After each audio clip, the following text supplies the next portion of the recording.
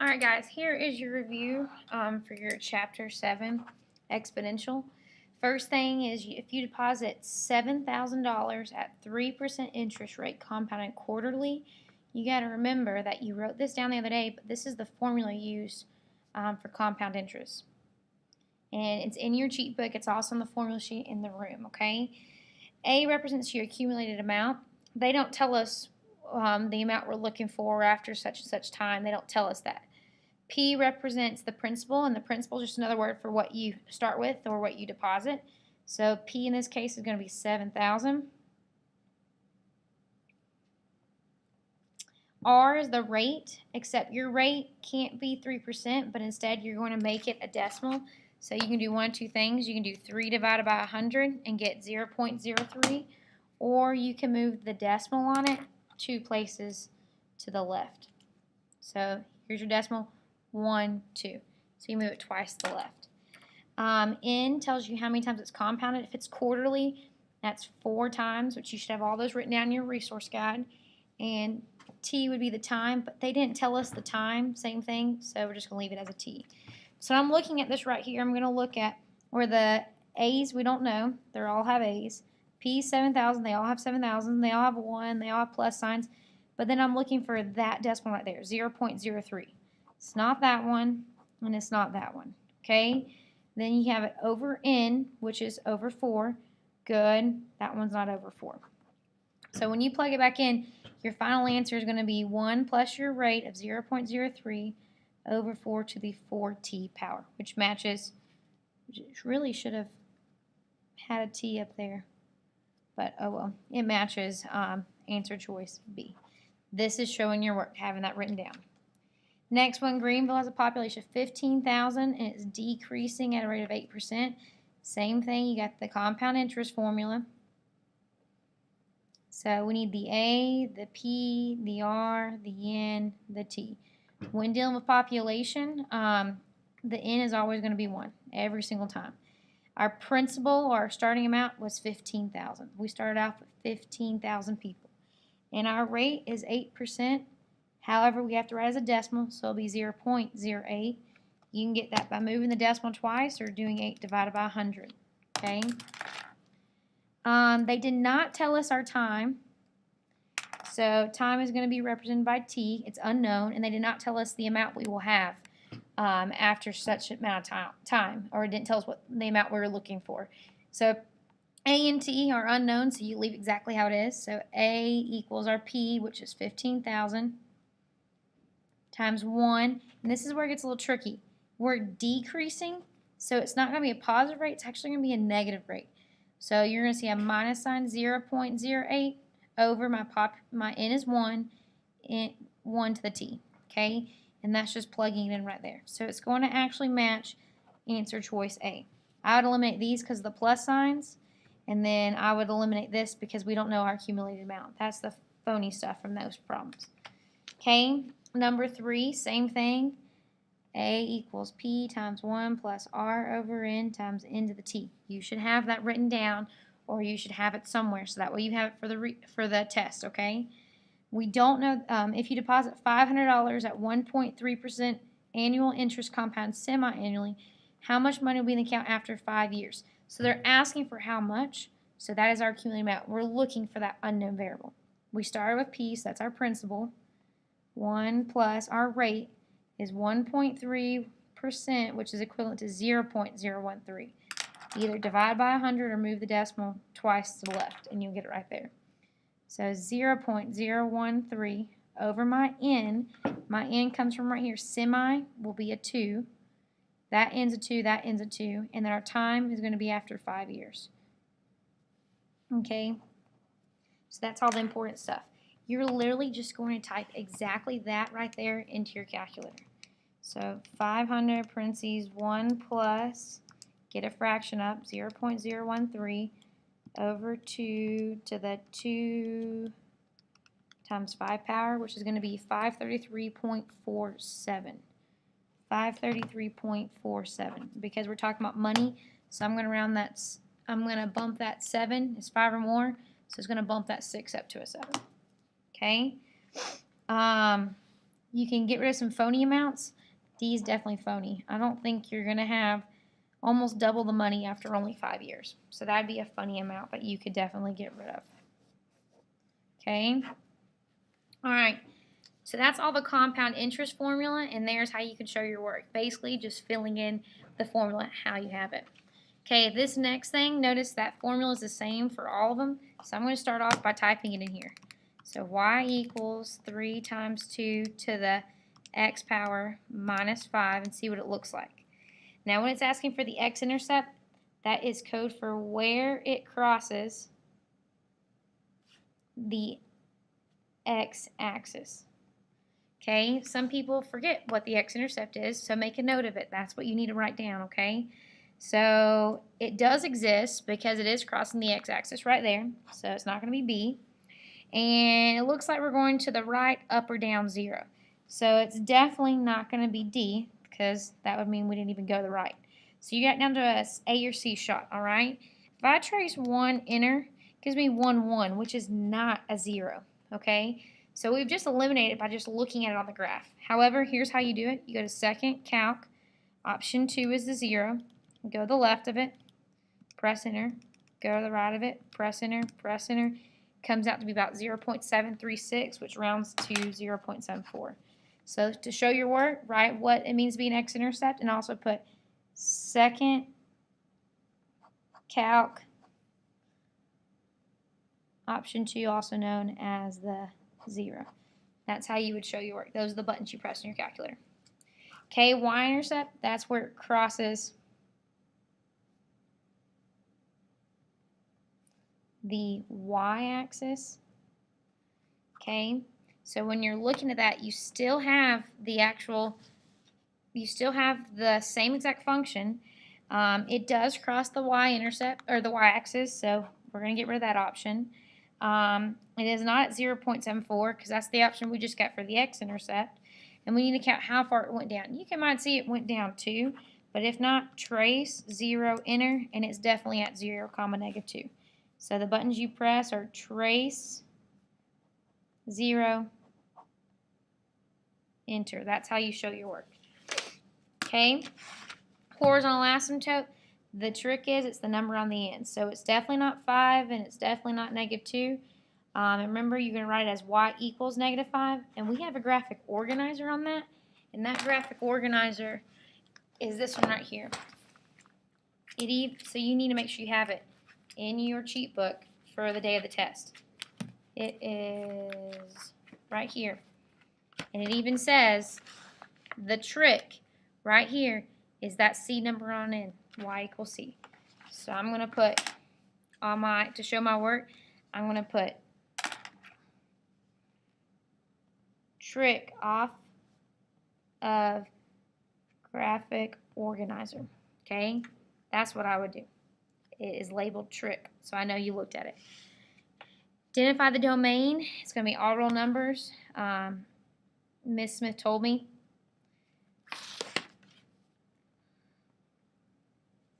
All real numbers when given graph or equation. Okay. Range of the y values. You're going to stick with the horizontal asymptote, so it's not going to be D or A. It's going to be that -5 right there, okay? Here's the horizontal asymptote. I'm just going to get it in there so you can kind of see. That graph is above the red line, so it's the horizontal asymptote, same thing. That graph is above the right line, so it gets a greater than sign. So greater than when above horizontal asymptote, less than when below horizontal asymptote. So there's our greater than sign right there. Okay. Number 9, which of the following describes this equation? This thing right here, I'm going to get rid of the horizontal asymptote. It is definitely increasing. When I follow up my pen left to right, my pen's going up. So it's going to be increasing. So not B where it says decreasing, not D where it says decreasing. And the same thing as increasing is growth, not decay. Okay? And what are you going to write? You're going to draw me a picture. And it looks something like this. or you can put going up. That's fine with me too. Okay, backside, identify the end behavior. I'm going to tell you it's going to be hard to do this if you don't have a graph on there. Just me being me. So when you're looking at this as x increases, that's going to be the right-hand side. As x decreases, that is the left-hand side. So the left-hand side, it is going to flattening off to that horizontal asymptote at -5. The right-hand side, it is increasing. It's going up. Okay, so I'm going to get out the ones that say decreasing. And now I'm down to B or D, okay? So as x increases, that is the right. Right is increasing. And as x decreases, that's the left. And left is going to -5. Okay, those two right there are messed up. All right, so left goes -5, right increases. So that'd be answer choice B. Okay. And I'm going to put as x decreases, as x increases. Okay, which one is a reflection about the horizontal line y equals 0? So I type in the original problem, which is -3 to the x power. And I know how to do this problem, and I think the answer is going to be D, but I'm going to guess and check. Okay, and let's see, does it reflect it over the y equals 0 line or the x-axis? So we want to know, is this like where it reflected over? Is it flipped over the x-axis? And it definitely is. It flipped right here over the y equals 0 line or the x-axis. So I'm going to make a note that this is the x-axis, and I'm going to just kind of sketch a picture. And it looks boom, boom. So D is the correct answer. Okay, number 12 is going to go down 4 units. I know if my graphic organizer, down is the number on the very end, but I'm going to check it because I want to be right on my test.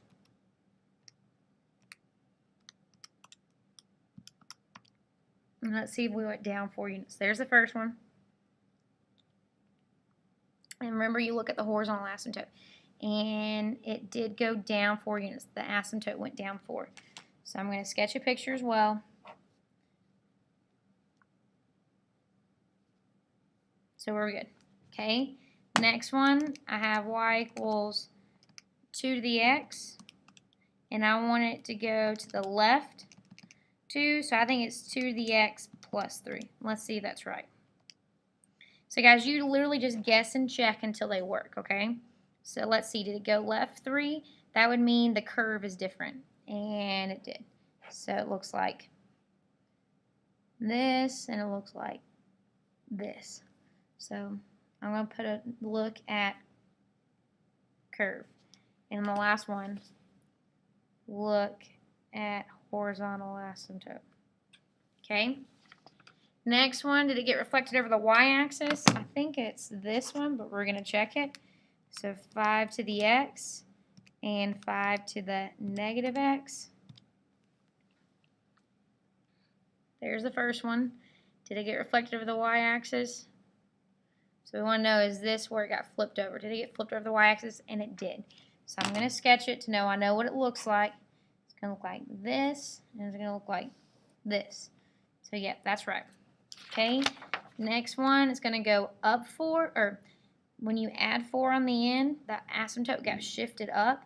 Remember, when you jump up and down, that is a vertical. So we're going to get rid of A that says horizontal and get rid of C that says horizontal. But it's going to be a vertical, and it's going to be 4 units up. And I'm going to verify it by using my calculator. 3 to the x, 3 to the x, and then it's a plus 4 on the end. And make sure that went up 4. So there's the original, and here's the next one. So it did, because look at the asymptote, okay? Look at horizontal asymptote. And up here, flipped over y-axis. Up here, flipped over x-axis, or y equals 0 line. Okay? Next one right down here. All right, we're going to see what happens. So I'm going to type in the original 4 to the x, and I'm going to type in the next one, which is 4 to the x plus 2 plus 5, and we're going to graph it and see what happened. I want to say it went to the left 2 up 5. Okay, so when I look at this, it definitely went up 5, okay? Vertical translation down 5, nope. Vertical translation up 2, maybe. Vertical translation up 5, vertical translation up 5. So it can be one of those, and it definitely went to the left, because look, that curve is to the left, okay? So I'm going to get rid of the one that says right. I'm going to get rid of the one that says right. So I'm down to a 50-50 shot, okay?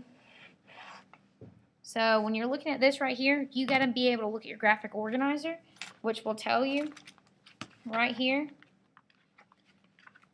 So when it's in the exponent right here, a +3 moves it to the left, a -4 moves it to the right. So when it's in the exponent, it's left and right. So it went to the left 2. So it's going to be down here. Same thing in that graphic organizer. It tells you right here that on the end, if it's added on the end like this, that's what's going to move it up or down, up or down. Okay, so it's going to be D.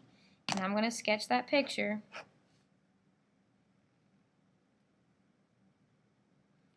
Okay, so that way I've looked at it. And I'm going to say look at graphic organizer. Exponent is left and right. On the end is up/down. Okay, here's my note to myself. Last one, Blairsville has a population of 10,000. So we have A equals P times 1 plus R over N to the T. So they starting off with 10,000. So that's my principal. Their increasing rate at 0.04 or 4%. So it's going to get a 1 plus 0.04. It's a population problem, so it gets a 1. And how many years? T is my unknown, because that's many years, until it's going to get 15,000. So I want to know when this equals that. So type both parts in your calculator. 15,000, 10,000 times 1 plus 0.04 over 1 to the 1 times x. Okay, you got to change your window.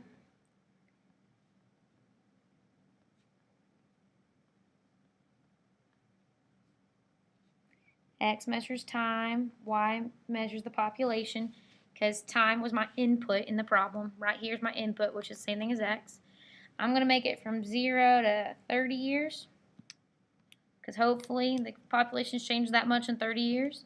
And I'm going to pick a number less than 10,000, 15,000, which I'm going to pick 9,000, and I'm going to pick a number bigger than both of them, 16,000. Graph it.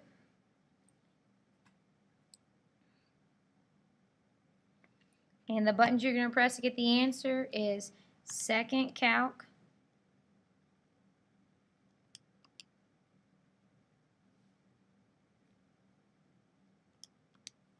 we're going to do option 5, which is intersect, enter, enter, enter.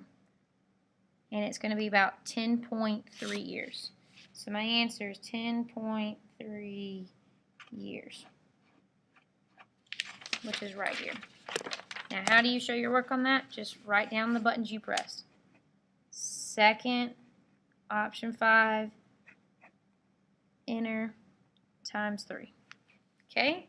And hopefully that will help you out. I'm going to take a second so in case you need to copy anything, you can get a good view of it all. And there's the other side too. So just pause it